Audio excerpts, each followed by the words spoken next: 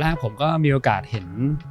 บ้านของพี่ชายจากใน The Cloud ครับพี่ครับก่อนจะมาถ่ายครับผมก็โชว์ให้แฟนผมดูกันเนี่ยเดี๋ยวจะมาถ่ายบ้านหลังนี้นะแฟนผมบอกเฮ้ยบ้านหลังนี้มันจริงหรือเปล่ามีจริงหรือเปล่าอะไรเงี้ยตอนแรกเขาก็คิดว่าเป็นเหมือนแบบในหนังในอะไรอย่างเงี้ยฮะใช่ซึ่งพอเห็นของจริงก็รู้สึกว่ามันมีความพิเศษมากๆทั้งในเรื่องของฟอร์มนะพี่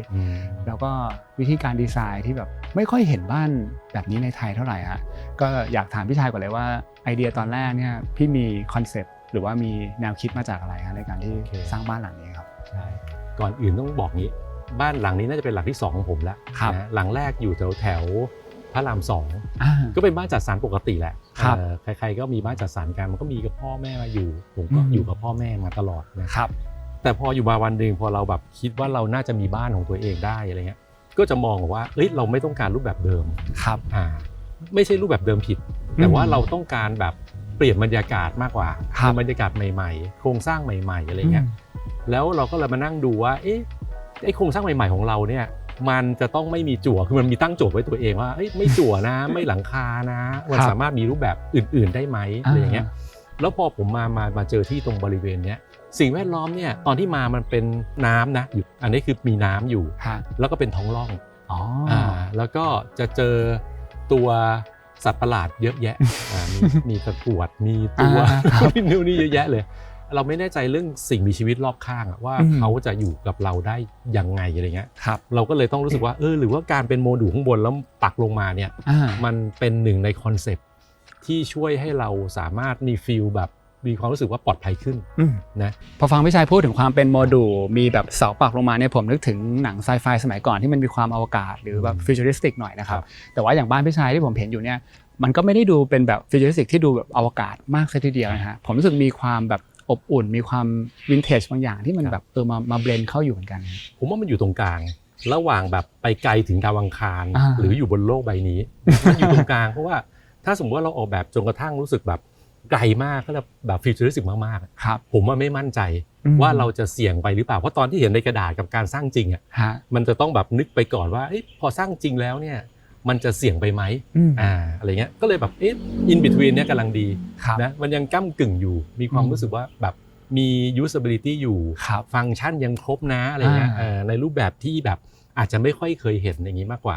นะฮะเป็นลักษณะนั้นแต่ว่าที่พี่ชายบอกผมก็คือลักษณะบ้านเนี่ยมันจะแยกเหมือนเป็นบ้าน2หลังและมีสะพานเชื่อมตรงกลางใช่ไหมครับถ้าเรามองสังเกตเนี่ยจะเห็นฝั่งซ้ายกับฝั่งขวานะครับฝั่งซ้ายเนี่ยข้างบนเป็นห้องนอนข้างล่างเป็นเซอร์วิสก็คือจะมีครัวมีห้องซักล้างนะครับส่วนด้านขวาก็จะมีห้องนอนอยู่ข้างบนข้างล่างเป็น living room เชื่อมด้วยตรงกลางก็จะเป็นแค่สะพานเฉยๆมาเชื่อมกันตอนแรกกะว่าตรงกลางข้างบนจะเป็น outdoor ด้วยซ้ำไปครับมันจะไม่มีแต่ว่าไม่แน่ใจถ้าฝนตกเราจะอยู่ได้ไหมก็เลยครอบมันแล้วก็อย่างพวกปล่องที่เป็นทรงกระบอกที่มีตัวระแนงอยู่เนี่ยอันนั้นคือเป็นโถงบันไดใช่ไหมครับโถงบันไดซ้ายขวาจะมีบันไดเพื่อขึ้นข้างบนนะครับมันทำให้เกิดเชฟและฟอร์มที่เป็นกลมๆไปหมดเลยเนี่ยนะครับคือถ้าเราดูภายนอกก็รู้สึกว่าฟอร์มเหมือนจะซับซ้อนแต่พอพี่ชัยคลี่คลายให้ก็เข้าใจชัดเจนขึ้นนะฮะว่าเหมือนเป็นบ้าน2หลังแล้วมีสะพานตรงกลางทีนี้ในเรื่องของความโค้งเนี่ยมันก็จะต่อเนื่องมาอย่างส่วนของงานแลนด์สเคปแล้วก็ที่จอดรถด้วยฮะอยากให้พี่ชัยเล่าถึงที่จอดรถนิดนึงผมชอบมากเลยฮะครับในโครงสร้างของที่จอดรถก็คือเป็นเสาขึ้นไปแล้วก็ไปทิ่มบนพื้นเลย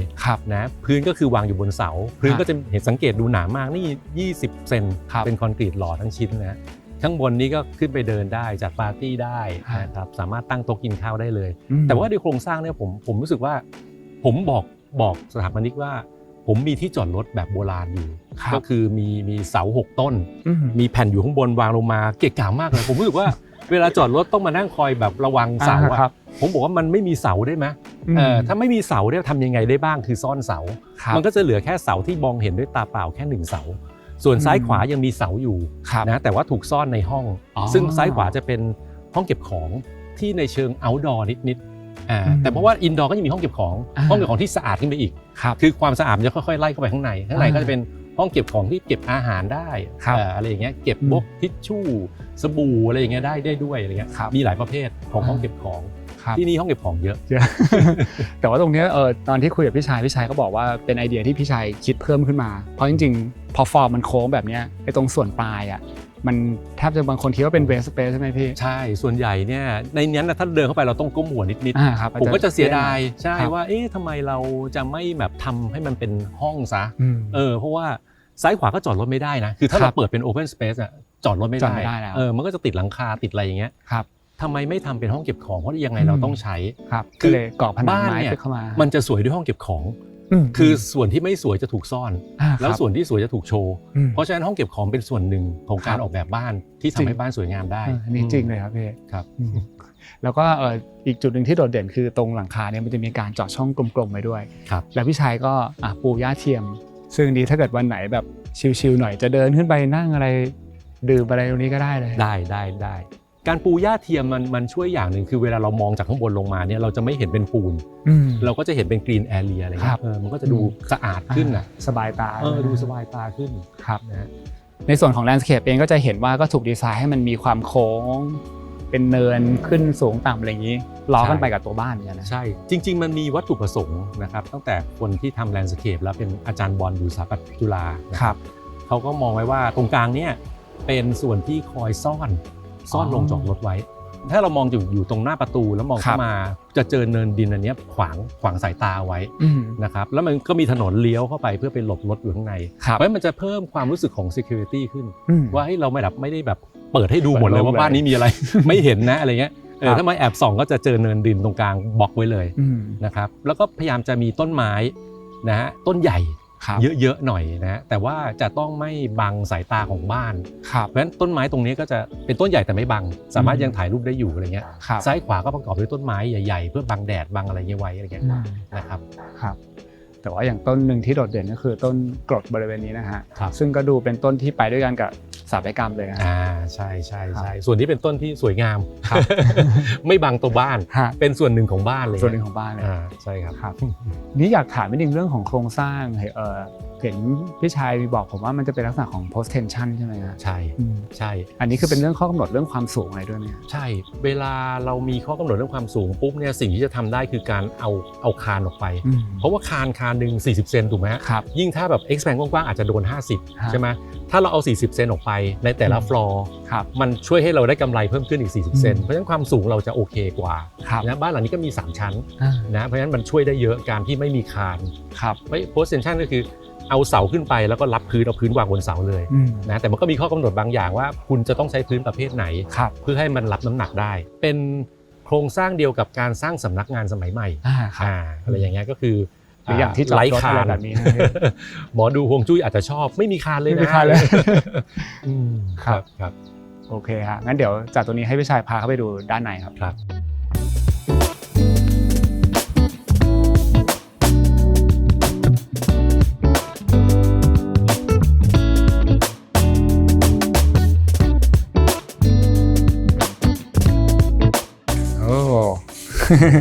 มีน้องมาต้อนรับข้างหน้าครับ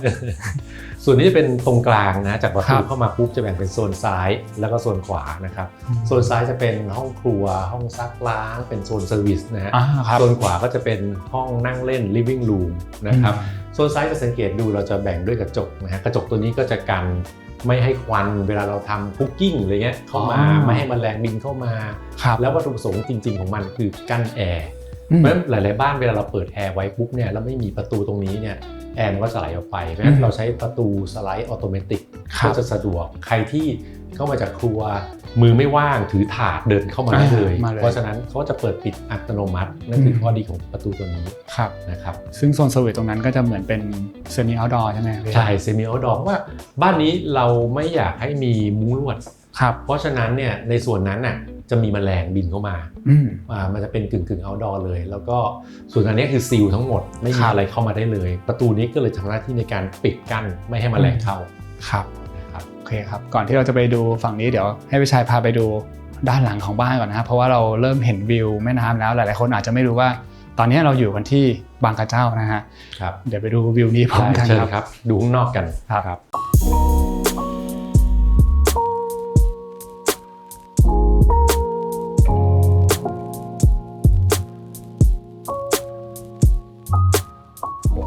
วิวดีมากเลยครับพี่ชายครับส่วนนี้ก็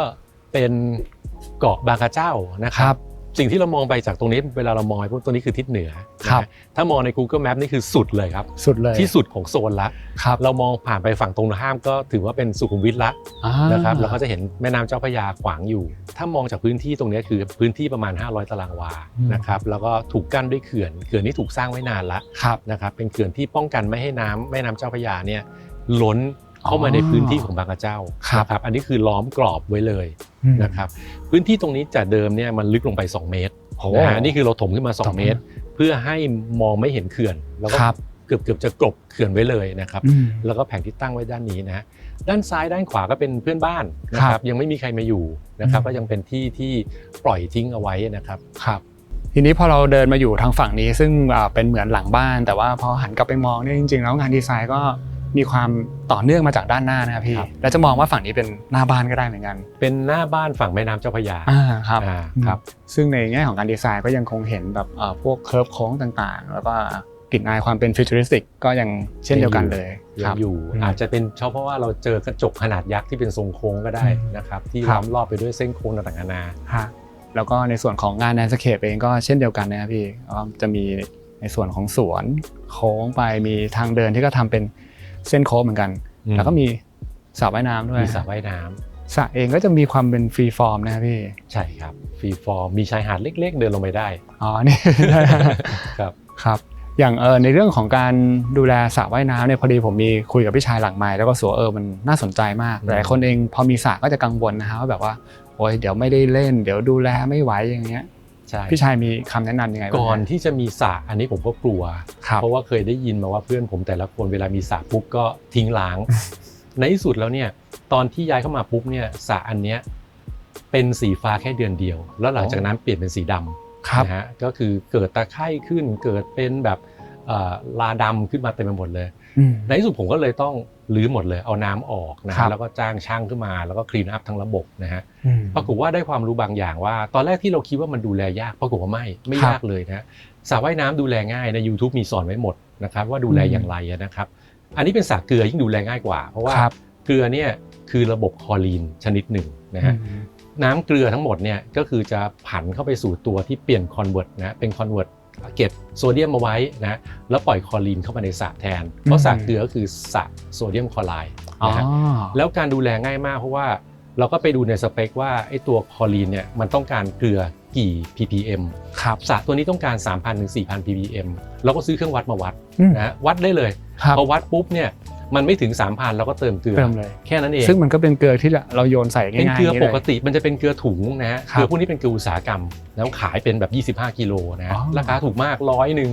นะก็โยนลงไป25กิโลนะฮะมันก็จะเมนเทนอยู่ระหว่าง3ไม่เกิน 4,000 นะฮะแล้วก็ดูแลแค่นี้ส่วนน้ำเองเนี่ยพอเราวัดค่า pH แล้วเนี่ยขอให้เขาอยู่ที่ 7.4 ไม่เกิน 7.8 เป็นค่า pH ที่เหมาะสมที่จะทำให้ไม่มีพืชมาเจริญเติบโตในนี้มันก็จะรักษาไว้ไม่ให้แบบเกิดตะไคร่น้ำอะไรอย่างเงี้ยนะฮะแต่ถ้าจะให้ดีไปกว่านั้นเนี่ยเราก็จะมียาอยู่2ตัวซึ่งง่ายนะฮะยาตัวนี้ก็คือเป็นยาที่เอาไว้กำจัดเลยนะกำจัดพวกตะไคร่น้ำแล้วก็พวกแบคทีเรียที่เป็นสีดำนะครับตัวนี้ใส่เข้าไปเลยนะก็จะช่วยให้เมนเทนได้ง่ายขึ้นดูแลสระง่ายมากวัดน้ำแค่อาทิตย์ละ1 ครั้งแค่นั้นเองตามมิเตอร์ที่เขาบอกอันนี้ไม่มีอะไรแล้วก็อีกอันนึงเดี๋ยวนี้มีผู้ช่วยนะฮะ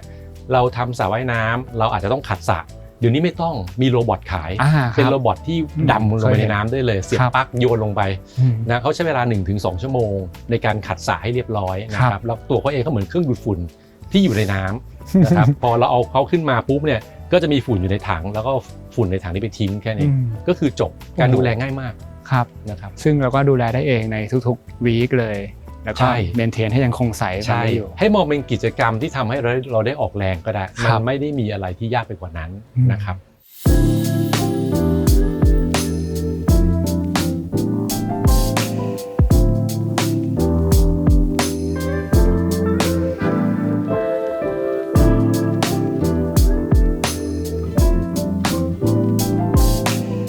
ตอนนี้ก็เข้ามาด้านในบ้านแล้วนะครับฟีลลิ่งเหมือนแบบรายการนั้นเน็กเลยนะฮะพี่ชายต้องชงอะไรให้ผมดื่มไหมฮะเป็นของโชว์ครับอันนี้คือหลักๆก็คือซื้อมาเพื่อโชว์นะจริงๆทานน้อย ปกติคือตั้งแต่สมัยเด็กๆเราอาจจะทานเหล้าบ้างแต่พอโตก็เลิกไปแล้วไม่ได้ทานแล้วทานแต่เบียร์มากกว่านะฮะก็ร่างกายคงรับไม่ไหวแล้วแอลกอฮอล์ขนาด45 ดีกรีขนาดนี้ครับแต่ว่ามันก็เป็นมุมมองหนึ่งที่ผมเองก็เคยคิดเหมือนพี่ชายกันว่าอยากจะซื้อพวกขวดแอลกอฮอล์มาโชว์เพราะว่ากราฟิกมันสวยนะพี่ใช่แล้วก็ฟอร์มแบบดีไซน์ดีเลยครับจริงๆต้องบอกว่าอาจจะด้วยพื้นฐานของพี่ชายที่ก็เป็นรุ่นพี่ ID ผมนะฮะและพี่ชายก็ทำโฆษณามาด้วยดังนั้นแง่มุมในเรื่องของความสนใจเรื่องดีไซน์เนี่ยเดี๋ยวโซนนี้หลายๆคนจะได้เห็นชัดเจนเลยว่าแบบของสะสมต่างๆมันจะสะท้อนถึงเรื่องของการดีไซน์นะครับแต่ว่าอย่างแรกที่อยากให้พี่ชายเล่าคือเรื่องของฟังก์ชันก่อนเพราะว่าถึงแม้พี่ชายบอกว่าไม่ได้เป็นคนทานเหล้าแต่การที่ให้พื้นที่ของตัวเคาน์เตอร์บาร์เนี่ยใหญ่เลยครับแล้วก็โอเคมีเห็นมุม living ด้านหลังอันนี้ก็มี dining บ้างนะจริงๆแล้วการดีไซน์มุมนี้เนี่ยครับถูกคิดมายังไงแล้วก็มันจะมีจุดหนึ่งที่พี่ชายเล่าให้ผมฟังด้วยว่าบ้านหลังนี้จริงๆพื้นที่สอยไม่ได้เยอะถูกสร้างมาให้แบบเอาเท่าที่ใช้เท่านั้นใช่ไหมถูกตารางเมตรน้อยมากนะครับอย่างผมจะให้ความสำคัญของไอ้ตัวโซนกลางนี่เยอะที่สุดเพราะโซนกลางเนี่ยเราตื่นขึ้นมาปุ๊บเราอยู่ตรงนี้เลยนะครับจนถึงเย็นจนถึงมืดอะไรเงี้ยแล้วพอใกล้ๆเที่ยงคืนถึงค่อยขึ้นไปนอนเพราะฉะนั้นโซนนี้เป็นโซนที่ใช้บ่อยบาร์สำหรับผมถือเป็นส่วนที่ถูกใช้งานเยอะสุดนะครับตู้เย็นกับตอนตื่นเช้าเข้ามาก็หยิบน้ำมาทานนะฮะหยิบอาหารมาอุ่นหยิบอะไรอย่างเงี้ยมาคือตรงเนี้ยตรงบาร์ตรงเนี้ยเป็นส่วนที่แบบเสิร์ฟอาหารเช้ากันตรงนี้ทานตรงนี้เลยไม่ได้กินที่โต๊ะนี้ด้วยใช่ไหมครับบางครั้งแต่ส่วนใหญ่บาร์นี่มากกว่านะเพราะมันจะรวดเร็วง่ายสะดวกมีกาแฟมาทานตรงนี้บาร์เพราะฉะนั้นการออกแบบบาร์ของผมจะรู้สึกว่าคุยกับสถาปนิกว่าบาร์เนี่ยเป็นตัวโชว์ของบ้านหลังนี้นะฮะแล้วผมก็มองเห็นว่าผมเคยไปเที่ยวตามโรงแรมบางที่บาร์ก็เป็นสีทองแดงผมก็บอกว่าเป็นไปได้ไหมทองแดงเลยนะรอบๆนี่คือทองแดงหมดเลยนะครับสุดยอดได้อย่างที่อยากได้นะนี่คือส่วนของบาร์แต่จริงๆมันมีหลายๆส่วนอย่างแบบโต๊ะทำงานผมหรือวงเล็บโต๊ะกินข้าวนะครับมันก็คือจะเป็นส่วนที่ทั้งทานข้าวด้วยทำงานด้วยถ้ามีคอมพิวเตอร์ผมจะตั้งนั่งทำคอมตรงบริเวณนั้นผมอยากได้โต๊ะไซส์2.40 เมตรก็เขียนแบบเองจุดเด่นของโต๊ะตัวนี้คือมีความหนาเพราะมันเป็นไม้สูงทั้งท่อนนะครับมันก็จะหนามากถ้ามองไปข้างใต้ก็จะเป็นขาไม้กึ่งอันนี้คือสูงเหมือนกันแล้วเอามากึ่งผมชอบโต๊ะ3ขาไม่รู้ทำไมนะผมรู้สึกว่าทำไมโต๊ะต้องมี4ขาโต๊ะ3ขาเป็นโต๊ะที่ไม่มีใครมีนะครับคุณไปซื้อไม่ได้เพราะฉะนั้นผมเลยต้องออกแบบเองว่าผมจะเอาโต๊ะ3ขานะครับส่วนเก้าอี้เนี่ยก็จะเป็นเก้าอี้แบบโบราณทำขึ้นมาใหม่นะครับก็แต่ละตัวก็จะมีรูปทรงที่ไม่เหมือนกันแล้วก็ใช้ไม้เนื้อแข็งในการทำนะครับอันนี้เราเรียกว่าวินเทจเลยแหละแต่ละตัวมีประวัติถ้าจะเช็คจริงๆก็จะมีประวัติว่ามันมาจากไหนอะไรยังไงนะครับคือหมายถึงเป็นดีไซน์เป็นวินเทจจริงๆใช่แต่ก็คือเราผลิตใหม่ผลิตใหม่ใช่เรียนแบบของโบราณเขาคุมด้วยสีว่าขอสีเหมือนกันหมดนะฮะทั้งโต๊ะทั้งเก้าอี้คือที่เดียวกันก็จะได้สีเดียวกันจริงๆจะเห็นว่าโทนนี้เป็นสีเข้มหมดเลยสีเข้มหมดเลยแต่เดี๋ยวจะไปสดใสตรงโซน living นะฮะใช่ถ้ามองขึ้นไปก็จะมีโคมไฟนะก็ผมก็บอกไว้ว่าโคมไฟมันคือสเกลเจอร์ตัวนึงนะผมก็มองว่ามันต้องหาโคมไฟที่รู้สึกว่ามันไม่เหมือนใครแล้วมันดูเป็นงานศิลปะมากกว่าก็ได้ชุดนี้มารวมถึงชุดนี้เหมือนกันนะครับก็เราจะเห็นโคมไฟชุดนี้ดังมากนะเห็นตามร้านอาหารต่างๆนานาผมก็พยายามจะเรียกมันไม่มีอันอื่นเลยเหรอหาแล้วครับไม่มีจริงๆต้องยอมนะฮะต้องยอมก็เลยต้องได้มาตัวนี้นะครับแต่ว่าอย่างส่วนหนึ่งที่พี่ชายทำงานโฆษณามา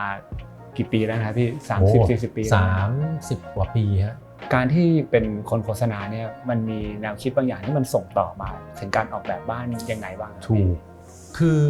เวลาเราชื่นชอบงานออกแบบอะเราก็อยากจะสนับสนุนคนที่เขาออกแบบเก่งๆใช่ไหมเราเห็นงานไม่ดีอะเราก็ไม่อยากได้เพราะว่าเราเคยเห็นงานที่ดีมาก่อนเพราะฉะนั้น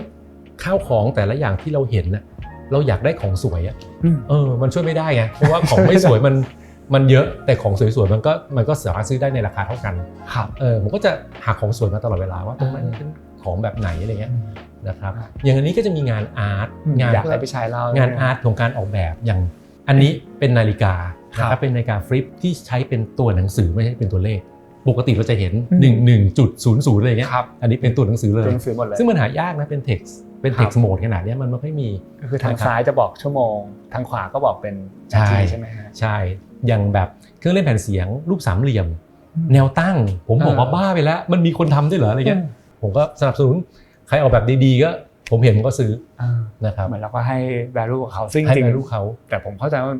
อย่างบางคนเองก็อาจจะรู้สึกว่าของมันแพงมันอาจจ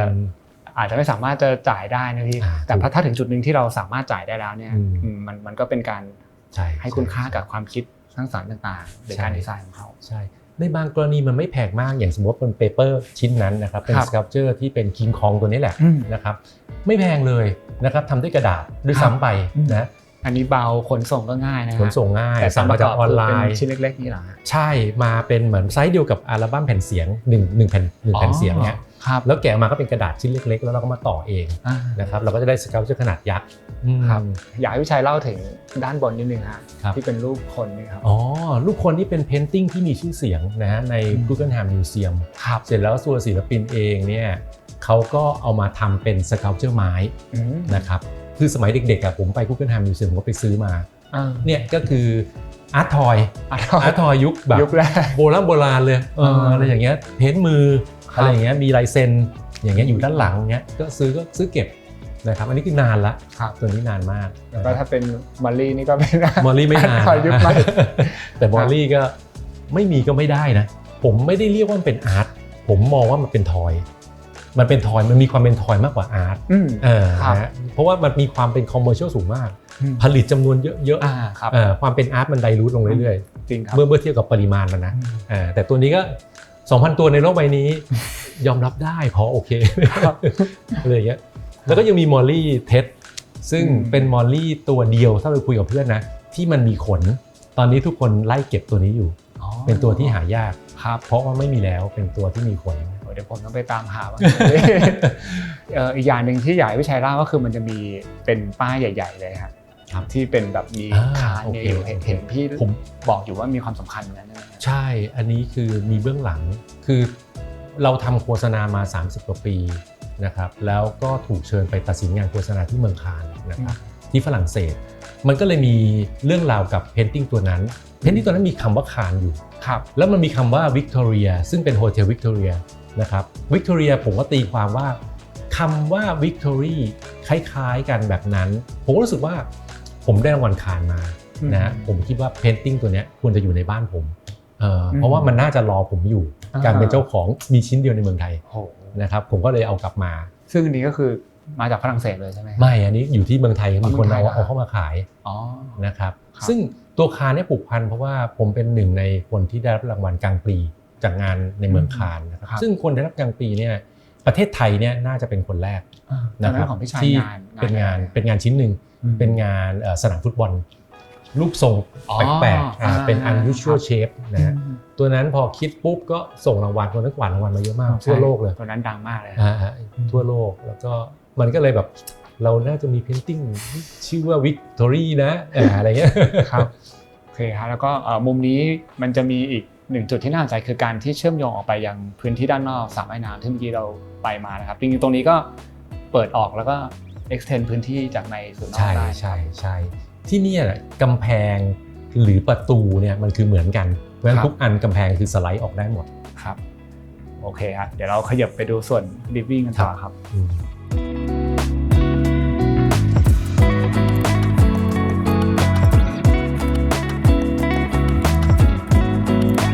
มุมนี้เนี่ยจะเห็นว่า space มันจะเป็นโค้งเหมือนเป็นกระป๋องมาฮะถ้าเกิดมองจากภายนอกก็เป็นส่วนที่มันโค้งๆกลมๆมาเลยครับแล้วก็จุดที่สนใจอยากให้ทุกคนเห็นก็คือเวลามันมีสเปซแบบนี้เนี่ยการดีไซน์พวกเฟอร์นิเจอร์หรือบิวติ้งต่างๆมันก็ต้องตามไปด้วยกันนะต้องเบี้ยวตามต้องเบี้ยวตามเชฟเพราะปกติเราจะเจอแบบเส้นตรงอันนี้คือกำแพงโค้งเลยครับแล้วก็อีกอย่างนึงคือเรื่องของช่องแสงที่จะเห็นว่ามันก็จะมีเป็นฟรีฟอร์มนะครับอย่างด้านหลังผมนี่เป็นวงกลมแล้วก็มองทะลุไปเป็นมุมของที่จอดรถเห็นความเคลื่อนไหวหน้าบ้านจริงๆตัวนี้ตั้งใจนะเวลาเรามีแขกมาหรือมีเขาเรียกว่าสินค้าออนไลน์เริ่มมาส่ง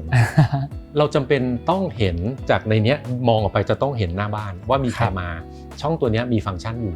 ที่จำเป็นต้องเจาะตรงนี้ครับแล้วก็มีจุดหนึ่งที่ผมว่าเวิร์กที่เดียวก็คือเรื่องของการเจาะเป็นสกายไลท์ใช่พี่ชายก็ซ่อนอยู่ตามขอบผนังครับสถาปนิกเขาออกแบบไว้นะเพราะว่าเราอยากได้แสงกลางวัน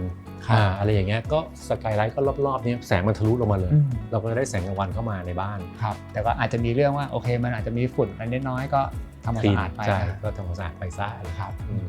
ใช่ ทีนี้พอมาถึงเรื่องของตกแต่งมุมนี้บ้างฮะ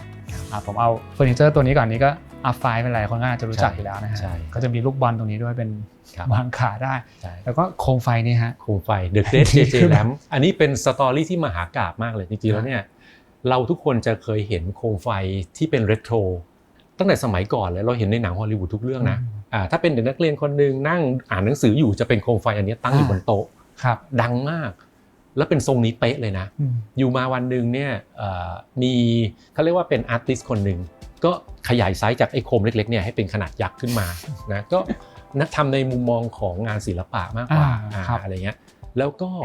ทำแจกด้วยซ้ำไปสปอนเซอร์โดยโรงงานผลิตหลอดไฟโรงงานผลิตโคมไฟเขาก็มีอุปกรณ์อยู่แล้วเขาก็ผลิตนะครับปัจจุบันเนี่ยไอ้ตัวโคมไฟที่เป็นขนาดยักษ์เนี่ยเหลือไม่กี่ชิ้นละหมายถึงที่เป็นอาร์ตนะเหลือไม่กี่ชิ้นละเหลือน้อยมากบางส่วนอยู่ที่โมมามิวเซียมนะครับยังถือว่ายังเหลือเก็บไว้ที่เหลือคงเป็นเศษซากไปแล้วเพราะว่ามันเก่ามากนะครับไม่ได้ผลิตเป็นอุตสาหกรรมนะครับอยู่มาวันหนึ่งเจ้าของลิขสิทธิ์จริงๆตัวจริงอ่ะเขาก็เห็นข่าวว่าเฮ้ยอาร์ติสต์ทำไซส์นี้งั้นฉันทำขายดีกว่าก็เลยปรากฏตัวนี้เรียกว่า The Great JJ Lamp นะครับก็เขาก็ทำขายนี่คือออริจินัลของตัวเขาเองจริงๆที่เขาผลิตขึ้นมาขายเลยขายทั่วโลกจากที่อยู่บนโต๊ะก็ขยายสเกลมาเป็นวางพื้นอยู่ในห้องได้อย่างโทนนี้ก็จะมีความสดใสนอกจากโคมไฟหรือว่าที่ผมนั่งอยู่แล้วนะครับพรมเองก็เช่นเดียวกันฮะใช่พรมตัวนี้เนี่ยผมเห็นใน IG แล้วมั้งผมก็ไปตามล่ามาว่ามันจะต้องมีคนขายแน่ๆอะไรเงี้ยนะจนกระทั่งไปเจอผู้ผลิตอันนี้คือสั่งผลิตนะครับก็จะได้ชิ้นนี้มานี่ชิ้นใหญ่มาก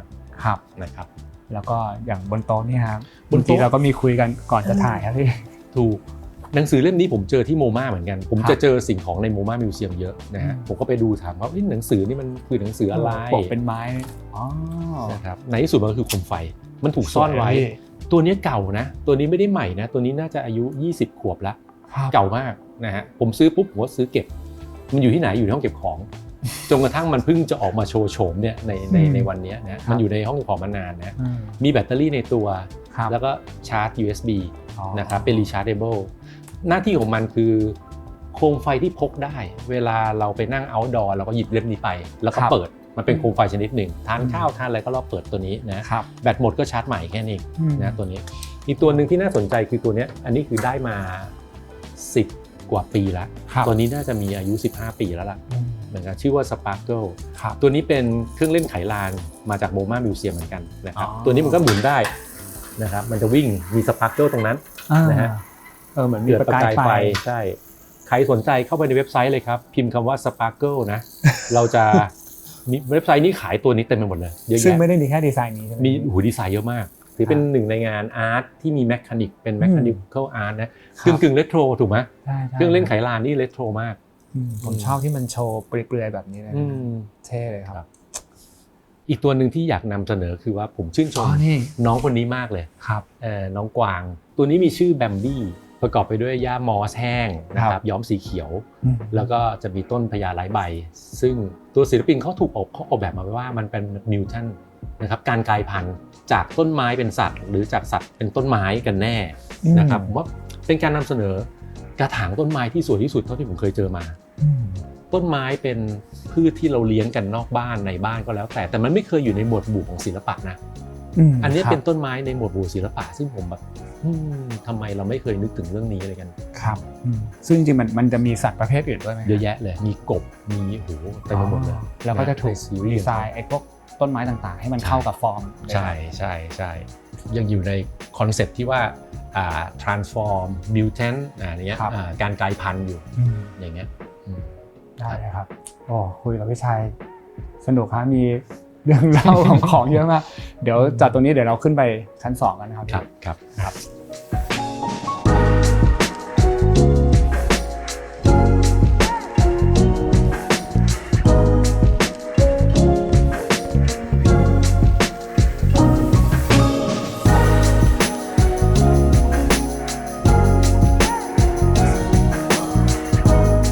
พี่ชัยก็พาขึ้นมาชั้น2แล้วนะครับส่วนชั้น2เนี่ยมันจะเป็นทางเชื่อมของ2 building แหละที่เรามองเห็นตั้งแต่หน้าบ้านก็คือจะมี building ซ้ายกับ building ขวาตัวนี้ สิ่งที่น่าสนใจคือทางฝั่งนี้จะมีห้องนอนแค่ห้องเดียวฟลอร์นี้ทั้งฟลอร์มีห้องนอนห้องเดียวเลยอันนี้คือห้องของแม่ให้แม่นอนนะครับแล้วอาจจะมีหิ้งพระอะไรอย่างเงี้ยเป็นยูทิลิตี้ตรงกลางอะไรเงี้ยแล้วก็เชื่อมออกไปทางฝั่งนู้นก็จะเป็น outdoor ผมเรียกว่าสวนที่อยู่บนชั้น2แล้วกันเนาะเพราะฉะนั้นส่วนชั้น2นี่ลมดีมากนะครับเพราะฉะนั้นเราสามารถตั้งโต๊ะกินข้าวทำปาร์ตี้อยู่บนชั้น2ซึ่งลมมันจะดีกว่าชั้นล่างอย่างโถงที่เราอยู่นี้ก็คือเป็น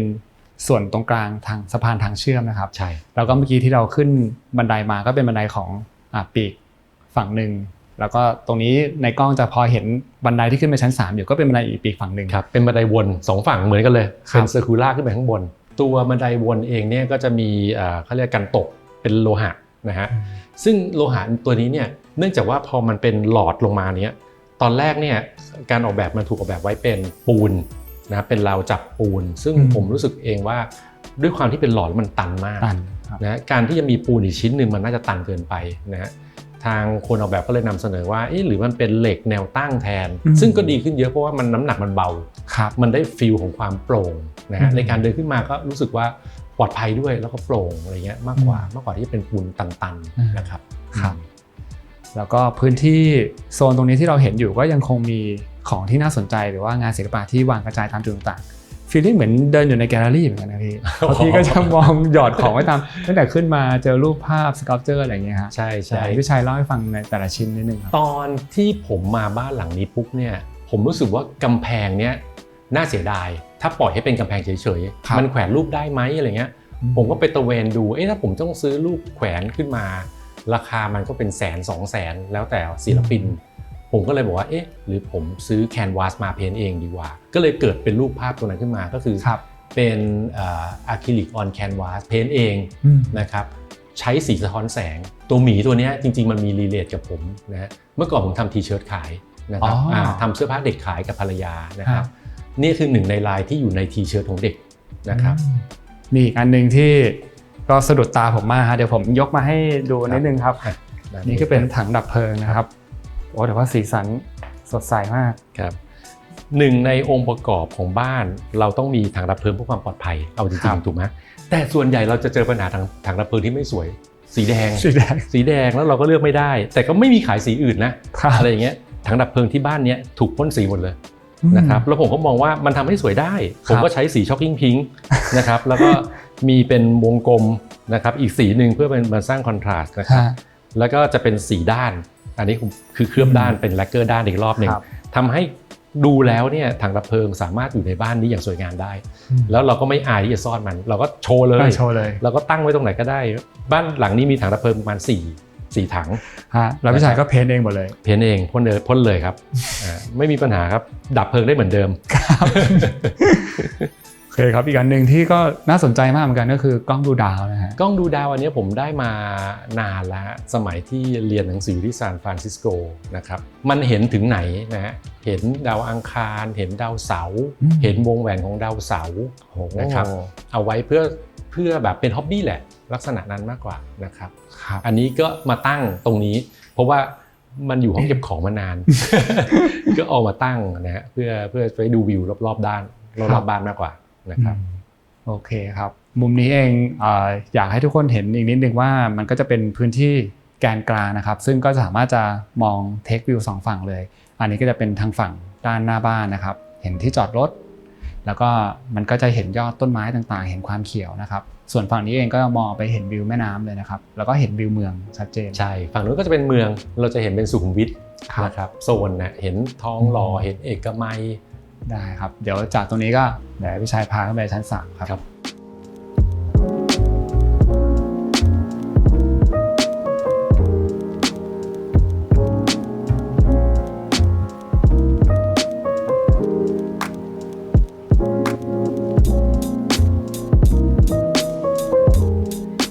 พี่ชายพาขึ้นมาชั้น3แล้วนะครับนี่ก็จะเป็นห้องนอนของพี่ชายนะครับซึ่งถ้าหลายๆคนเห็นก็จะเห็นว่าโอ้โหความโค้งของตัวสเปซห้องหรือแม้กระทั่งการเจาะตัววอลตรงนี้เนี่ยมันดูมีความแบบฟิวเจอริสติกครับน่าสนใจมากๆใช่ถ้าเรามองโครงสร้างของชิ้นนี้อันนี้เป็นโมดูลที่เรามองจากข้างล่างขึ้นมาเราจะเป็นโมดูลกลมๆอยู่ข้างบนชิ้นนี้เนี่ยมันถูกรับด้วยเสาซึ่งไม่กี่ต้นเองแล้วก็พื้นเนี่ยโมดูลตัวนี้จะถูกวางไว้บนเสาชิ้นนี้เลยนะฮะ แล้ว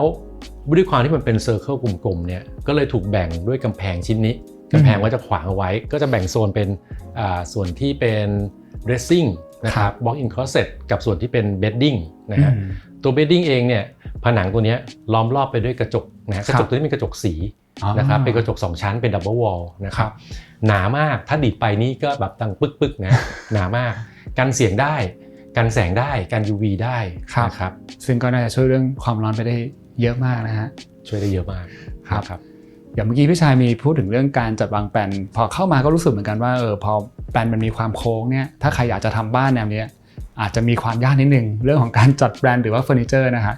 ครับให้นึกอย่างนี้ถ้าเราซื้อโซฟามาวางแล้วเราต้องการดันโซฟาไว้ที่กำแพงคุณจะมีปัญหาเพราะกำแพงมันจะโค้งจะเหลือพื้นที่ว่างใช่เราก็ต้อง sacrifice ส่วนบางส่วนอย่างตอนแรกผมก็เคยมีโต๊ะทำงานไว้บนห้องนี้พอวางปุ๊บไม่ได้เพราะกำแพงมันโค้งโต๊ะทำงานก็เลยต้องหล่นไปข้างล่างต้องยกออกไปถ้าเป็นโซฟาจริงๆต้องเป็นโมดูลเล็กๆแทนต้องเป็นโซฟาแยกชิ้นเป็นเลิฟซีทคู่ไม่ได้ต้องสปลิตออกไปอะไรเงี้ยนะครับอันนี้ก็เลยเหลือแค่ตัวเดียวแล้วก็สิ่งหนึ่งที่อยากถามพี่ชายคือเรื่องของวิวที่มองไปนะฮะอันนี้พี่ชายก็มีเล่าให้ฟังว่าตอนเช้ามืดอะไรนี่คือวิวสวยเลยใช่ไหมครับใช่ถ้าเรานอนเปิดหน้าต่างนะครับแล้วพระอาทิตย์จะเริ่มขึ้นตั้งแต่5:30 6 โมงเราจะเห็นแสงอ่อนๆเป็นสีส้มๆนะครับหมอกจะลงจากแถวโซนสุขุมวิทตรงนี้แม่น้ำเนี่ยจะเป็นสีขาวหมดเลยหมอกลงเยอะมากนะครับเราจะเห็นเป็นดวงไฟสีส้มๆกระจายตามจุดต่างๆสวยมากแต่ข้อเสียคือเปิดหน้าต่างปุ๊บคุณต้องตื่นเร็วนะเพราะแดดมันเข้าแรงมากอะไรเงี้ยโอเคแล้วก็ตรงนี้มันก็จะมองไปเห็นหลายๆมุมของบ้านเลยนะครับทั้งอีกแกนหนึ่งที่เป็นห้องคุณแม่ห้องของลูกนะครับแล้วก็ข้างล่างเห็นสระว่ายน้ำด้วยครับอีกอย่างที่น่าสนใจอยากให้พี่ชัยแชร์ให้ฟังนิดนึงคือเรื่องไอเดียของเตียงที่เลือกมาใช่ทุกบ้านน่าจะประสบปัญหาเรื่องของการมีที่เก็บของไม่เพียงพอนะฮะแล้วใต้เตียงมักจะไม่ได้ใช้ส่วนใหญ่เราจะเก็บฝุ่นกันนะครับเตียงอันนี้ถูกออกแบบให้มีลิ้นชักอยู่ทั้ง4ด้านเลยคือด้านนึงมีทั้ง2ลิ้นชักรวมกันมี4ลิ้นชักนะฮะไว้เก็บอะไรก็ได้แล้วพออยู่มาสักพักนึงภรรยาผมบอกว่าเฮ้ยมัน practical มากเพราะว่าเราไม่ต้องการโต๊ะข้างเตียงได้เพราะว่าเราสามารถใช้ลิ้นชักเนี่ยเก็บของกระจุกกระจิกได้มือถือหนังสือ iPad เราดึงลิ้นชักมาเราจับโยงเข้าไปแล้วนอนถ้ามีที่ชาร์จอยู่ในใต้ลิ้นชักจะสุดยอดมากนะฮะดีเลยนะฮะแล้วก็มันก็ยังย้ำว่าในหลายๆครั้งที่ตั้งแต่ตอนหน้าที่พี่ชายบอกว่าพื้นที่เก็บของเป็นส่วนสำคัญที่จะทำให้บ้านสวยซึ่งจริงอย่าง storage เล็กๆแบบนี้ก็ส่งผลเหมือนกันนะฮะแล้วก็เห็นว่าบ้านพี่ชายเองก็คลีนมากจริงซึ่งอันนี้คือไม่ได้ต้องมาเก็บเพื่อการถ่ายทำใช่ไหมฮะมันคลีนแบบนี้อยู่แล้วบ้านเป็นอย่างนี้อยู่แล้วเป็นแบบนี้เลยไม่มีอะไรที่เก็บเพิ่มครับนะผมก็ใช้ตามนี้เลยนะฮะ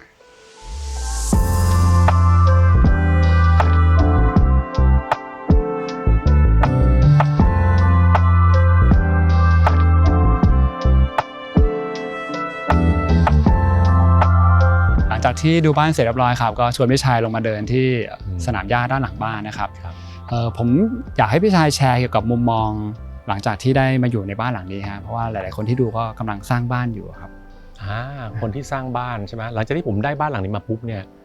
ได้เรียนรู้อะไรหลายๆอย่างครับบ้านหลังนี้มีการแก้แบบน้อยมากหรือเรียกว่าแทบจะไม่ได้แก้แบบเลยนะครับมันมีทิปแอนด์ทริคบางอย่างนะที่ทำเอาไว้นะฮะส่วนตัวเนี่ยผมจะกำหนดตารางเมตรนะฮะผมวัดจากพื้นที่ที่ผมใช้เดิมปัจจุบันเนี่ยในตอนที่กำลังจะสร้างบ้านเนี่ยว่าห้องนอนผมมีกี่ตารางเมตรผมเอาตลับเมตรวางเลยแล้วผมก็ดูจริงๆเลยว่ามันพอใช้ไหมอยากได้ใหญ่ขึ้นหรืออยากได้เท่าเดิมห้องน้ำกี่ตารางเมตรอยากได้ใหญ่ขึ้นหรืออยากได้เท่าเดิมการที่จะไปบีบคนออกแบบว่าอยากได้ห้องนอนใหญ่ๆไอ้คำว่าใหญ่ๆมันไม่ได้มีความหมายแต่เราต้องกำหนดไปเลยว่าใหญ่ของเราหมายถึงกี่ตารางเมตร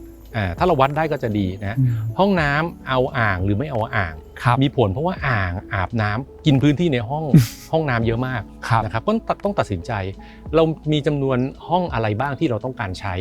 ห้องรับแขกมีไหมอยากได้หรือเปล่าแล้วห้องรับแขกประกอบไปด้วยอะไรบ้างเจ้าของบ้านต้องตอบให้ได้นะครับผมว่ามีประโยชน์การกำหนดจำนวนห้องกำหนดผู้ใช้งานทั้งหมดนะครับมันจะทำให้การออกแบบง่ายขึ้นนะครับการแก้ในกระดาษง่ายกว่าการทุบ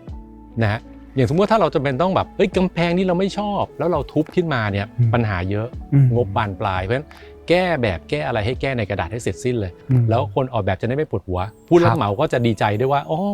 สิ่งที่เขาทำมันไม่ใช่ศูนย์เปล่า อืม ทำไปทุบไปมันคือศูนย์เปล่าเขาก็ไม่อยากทำต่อแค่นี้ครับ ครับจริงๆถือว่า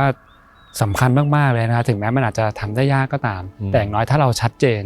กับสิ่งที่เราอยากได้ให้มากที่สุดก่อน มันก็จะไปได้แบบอย่างโฟล์แล้วก็ไม่มาสะดุดอะไรอย่างเงี้ยนะครับ ใช่ ครับ ใช่ครับ อืม